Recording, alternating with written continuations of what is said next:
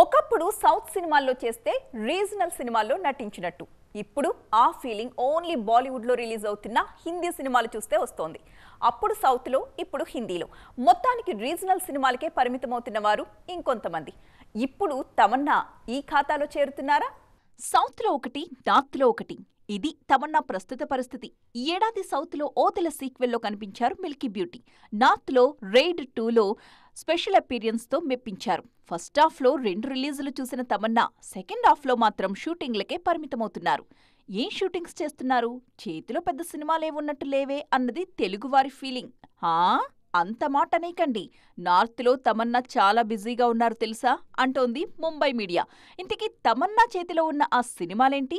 వికీపీడియాలోనే 1కి 3 ప్రాజెక్టులు కనిపిస్తున్నాయి. వరుణ్ ధావన్తో నో ఎంట్రీ 2లో నవ్వులు పూయించడానికి రెడీ అవుతున్నారు మన మిల్కీ బ్యూటీ. దాంతోపాటు సిద్ధార్థ్ మల్హోత్రాతో కలిసి వివాన్లో ఆడి పాడబోతున్నారు.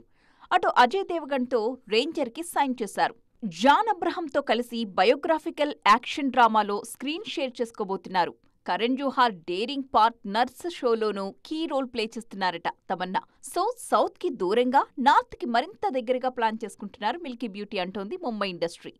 ఏదేవైనా ఆమె నటించే సినిమాలు పాన్ ఇండియా రిలీజ్ అయితే తప్ప సౌత్ మార్కెట్ ని ఆమె మిస్ చేసుకోవడం ఖాయం అన్న మాటలు వినిపిస్తున్నాయి.